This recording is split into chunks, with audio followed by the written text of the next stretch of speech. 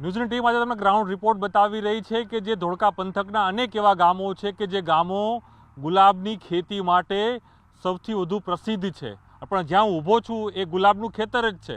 આપને ચોક્કસ એ નવાઈ લાગશે કારણ કે મારી આસપાસ આપ જોઈ રહ્યા છો કદાચ એ બાવળિયા હશે, પરંતુ આ બાવળિયા નથી, આ ગુલાબના છોડવાઓ છે. પરંતુ એ છોડવાઓ કેમિકલયુક્ત પાણીના કારણે એટલા બળી ગયા છે કે જેની અંદર હવે કદાચ મૂળમાં પણ એ ક્યારે પણ નવેસરથી હવે આ ગુલાબ અહીં નહીં થઈ શકે. જ્યાં ઊભો છું આખું આ ખેતર છે, એ ખેતરની અંદર એ સ્થિતિ જોવા મળી રહી છે કે જેની અંદર કે જે કેમિકલયુક્ત પાણી પ્રવેશ્યું અને તેના જ કારણે આખા ખેતરો છે આજે અહીં પાયમાલ થઈ ગયા છે અને એક જંગલ જ્યાં બાવળિયા જે કહેવાય તે પ્રકારની સ્થિતિ જોવા મળી રહી છે. જ્યાં ઊભો છું એ જમીન પર કદાચ આપ જોશો તો એ જમીન પણ અહીં જમીનની માટી કાળી હોય છે, પરંતુ આ જમીનની માટી એ ધોરી છે. કારણ કે શું કરવા, અહીં કેમિકલ હતું, કેમિકલ ઓસર્યું છે અને કેમિકલનો જે પદાર્થ છે તે બહાર દેખાઈ રહ્યો છે.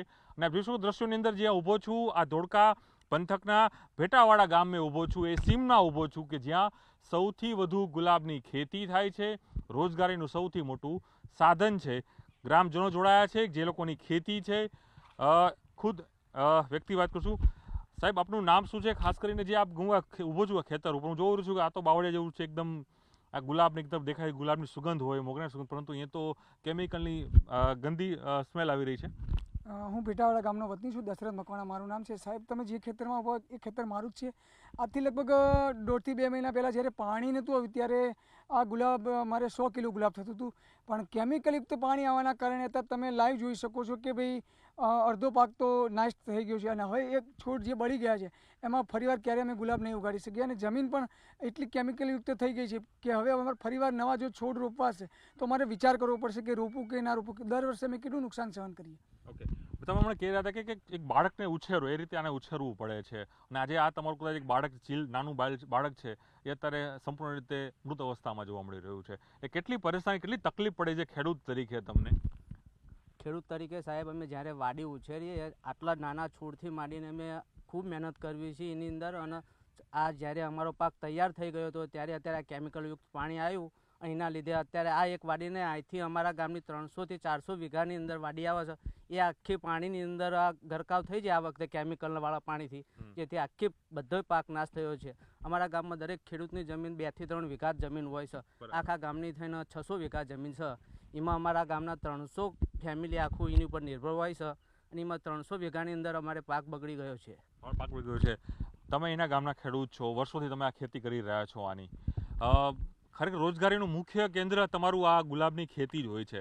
હવે શું કરવા માંગી રહ્યા છો? કારણ કે હવે અમારે ધંધો શું કરો આની પર અમે રડી રહ્યા હતા.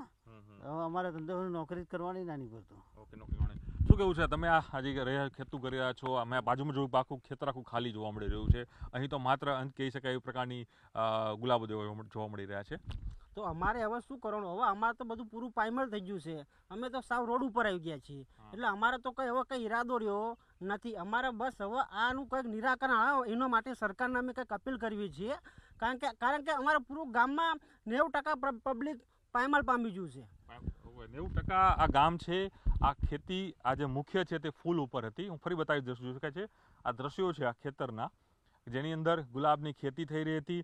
આ ગુલાબ પુષ્પ એટલું મહત્વપૂર્ણ હોય છે કે ભગવાનના મંદિરો હોય કે પછી તમામ સારા પ્રસંગોમાં પણ આ ગુલાબ છે તે ઉપયોગ થતો, પરંતુ આ ગુલાબ આ જોઈ શકાય છે કેમિકલયુક્ત ગુલાબો બની રહ્યા છે અને એ પણ ગુલાબ અત્યારે જે કહી શકાય કે તમામ ઝાડવાઓ છોડવાઓ છે તે બળી ગયા છે, એટલે તે આખા બંધ થઈ ગયા છે કારણ કે કેમિકલી પાણી છે. અને પાસે જ નદી છે, નદીનો જે ભાગ છે તેના કારણે તમામ કેમિકલ પાણી છે તે આ ખેતરોમાં આવે છે અને 500 થી 600 વીઘા જેટલો આ વિસ્તાર છે તે આજે અહીં પાયમાલ થયો છે. ને આ માત્ર એક ગામ નહીં પરંતુ આસપાસના 5 થી 7 ગામોની આ જ પરિસ્થિતિ, જેના કારણે લોકો છે આજે અહીં બેહાલ બન્યા છે આ કેમિકલયુક્ત પાણીથી. હવે તેનું ક્યારે એ સમસ્યાનું નિરાકરણ આવે છે તે જોવાનું રહે છે. પાણી અમારે 17, 18, 20 વર્ષ પાણી આવે છે.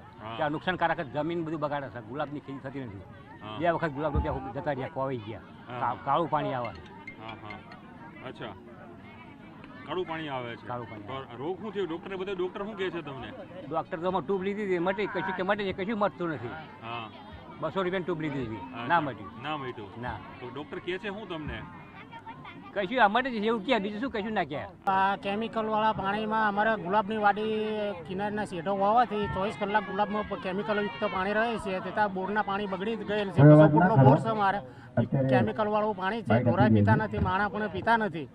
આજે 20 દિવસથી બોર મારો કિનારમાં ચાલુ છે અને પાણી હજુ અશુદ્ધ આવે છે. શુદ્ધ પાણી આવતું નથી.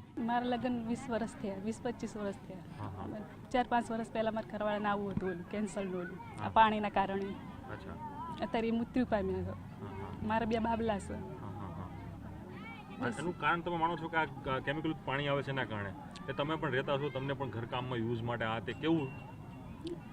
અમારા આ પાણી તે બોરનું પાણી જ વાપરવાનું, એના કારણે આ બધું આવું થાય છે. કેમિકલ વાળું પાણી આવે ને એટલે. અને હાથ પગ બધાને રોગય બહુ થાય છે. તમને પણ કંઈક પ્રશ્ન ઊભો છે? મારા હાથ પગ બધું હું ઊભી ના થઈ શકું. બાવડા ચાલીને ઊભા કરે બેહાડે એ રીતનું. દવા ખાઉં તો હું ઊભી થઈ શકું. મારા 6-7 વર્ષથી આવું છે અને પછી એમને આવું થયું કેન્સરનું. તમારે શું ખેતી શું કામ કરતા હતા તમારા હસબન્ડ? શું કરતા હતા? ઘણા ગુલાબનું કારણ. ગુલાબનું. ગુલાબનું. અને પાણી આવતું આ ગંદુ કેમિકલ પાણી આવતું એના કારણે થયું છે. આ ગંદા પાણીથી થયું. સરકારને શું કહેવું છે તમારે? સરકારને ભાઈ એટલું જ તેમ કે આ પાણી બંધ કરો એમ, અમારી સહાય કરો એમ. બીજાનું કોઈ ના થાય કે મારે જેવું